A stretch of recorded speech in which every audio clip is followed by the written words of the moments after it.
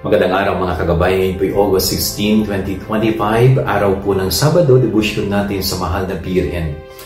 Maririnig po natin sa ating Ebanghelyo na may mga batang dinadala sa ating Panginoon.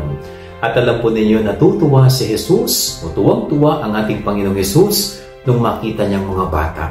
Nung pinalapit niya ang mga ito sa kanya, ipinatong ang kanyang mga kamay sa kanila bilang pagbibigay ng pagbabasbas.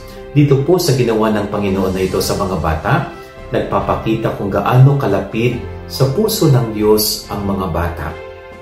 Dahil sa kanila ay nabibilang ang kaharian ng Diyos. Dahil sa isang bata ay makikita ang pagpapakumbaba, makikita ang kaharian ng Diyos. Kanya nga, napakaganda pong challenge sa bawat isa sa atin ang Ebanghelyo ngayong araw na ito, na sana bigyan din nating halaga ang mga bata.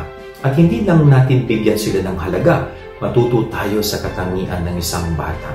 No? Marunong lumapit sa Diyos, mapagkumbaba sa harapan ng Diyos, at patuloy na nagsisikap sundin ang kalooban ng Diyos. Yan ang ating gabay aral ni maghapon. God bless po sa inyo lahat. Pagpalain kayo ng Panginoon.